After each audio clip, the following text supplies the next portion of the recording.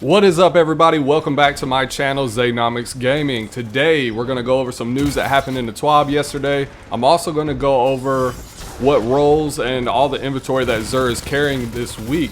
Now, I also want to go over some news for my channel. I plan on covering other content creators' builds just to see how they fare if a below average player or an average player were to utilize them, aka me. I'm not as good as those guys, so I wanted to see how their builds would stack up if I were to use them, or if any one of you guys would like to use them. If you'd like to see that or see a series of that, please let me know, and I will mimic their builds and see how they play out for my skill style and for everyone else's skill style as well. So if you're a normal player and you're not as good as them, you don't have like a 3.0 KD, you might enjoy the series. Now, of course, I do plan on still creating my own builds and coming out with stuff like that in the future, so please stay tuned for that. Now, as far as XUR is at Watcher's Grave on Nessus.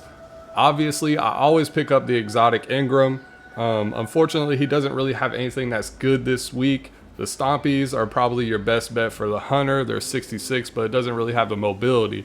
Now, Phoenix Protocol does have a 67 stat roll, but it's kind of dispersed all over the place. So if you don't have it, you can pick it up, as well as with the other exotics. Now, as far as the legendary weapons, they don't really have anything that stands out for me. If you don't have them, I suggest you go pick them. But if you decide to turn in your Gunsmith Materials, you can pretty much get all of this stuff that's on here now.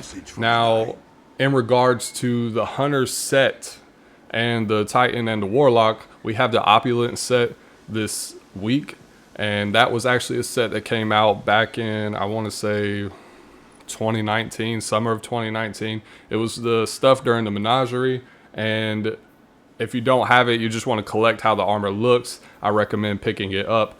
But nothing really stands out as far as the Hunter. I really wouldn't get any of that stuff because it's just very low stat rolls. Unless you're trying to utilize it for a certain build, I don't recommend really picking them up. Or if you just want to have it for a cosmetic aspect.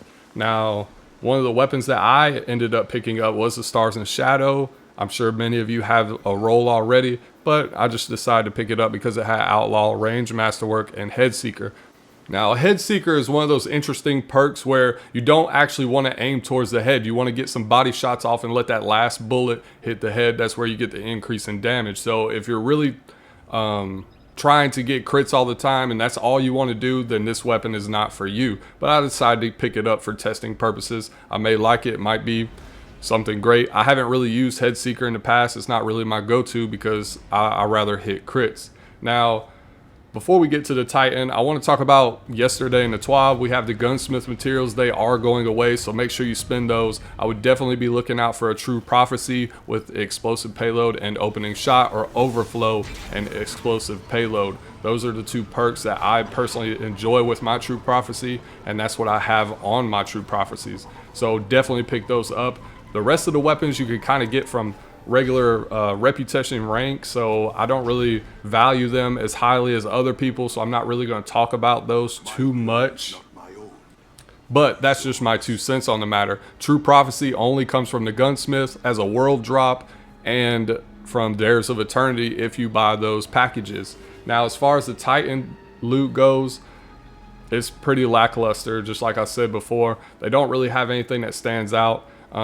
If you do want to get some of this armor, you can, just for cosmetic. You know, you can end up turning in your synth weaves and actually using the transmog, I think is what they call it. I don't even know anymore.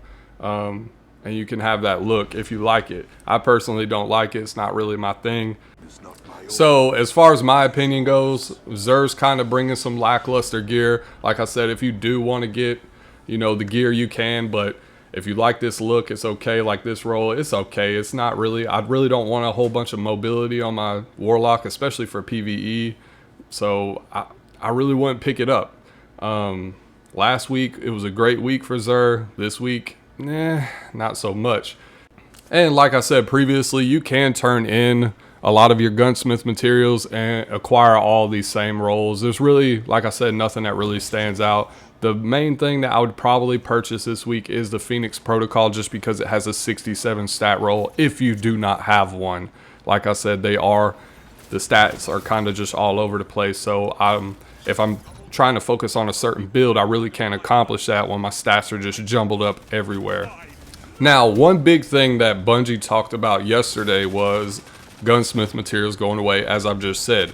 But they also stated that every time you dismantle a blue drop or a legendary drop, you will actually receive reputation rank, and the Gunsmith Banshee will mimic the other vendors as well. So I'm assuming we'll have upgrade modules, enhancement prisms, enhancement cores, and an ascendant shard for that first reset, and then exotic thereafter. So my thought process is, from now until Witch Queen, I'll save pretty much all of my blues and put them in the vault. Any legendary that I don't want, I'm going to put in the vault.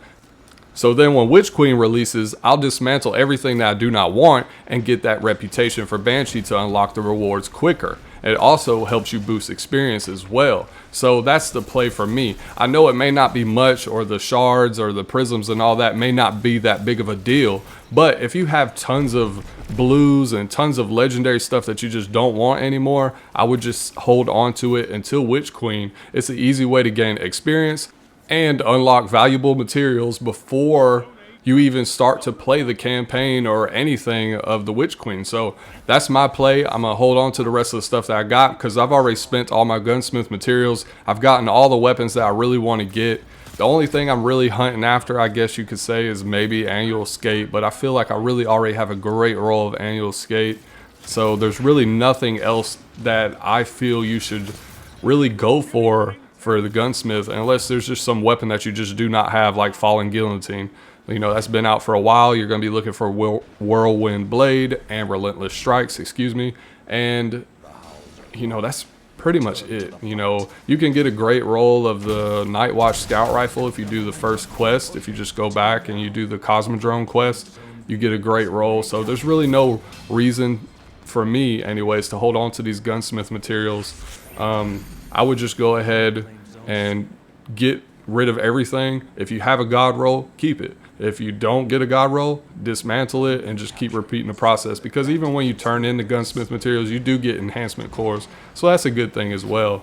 Another key piece that was released to us yesterday in the TWAB is Hawkmoon and DMT. Those two missions will be going away. In fact, XUR will be selling them weekly for 1 Ascendant Shard, 1 Exotic Cipher, and 125,000 Glimmer. So it's very expensive. So if you're higher up in the power level, or you feel like you need help to complete these missions, I will definitely run some with you guys. If you need a catalyst for DMT, just let me know, reach out, send me a message, and I'll try to get that done for you. Now, as long as it fits in with my schedule, of course. The same goes for Hawkmoon. The mission really isn't that difficult. You could pretty much do the standard mission of Presage by yourself, but if you do need help with the master version of it, I can definitely help you with that. And as far as Hawkmoon goes, you can definitely complete that. It's definitely not really that hard, but if you do need help, like I said, I don't mind helping anyone out.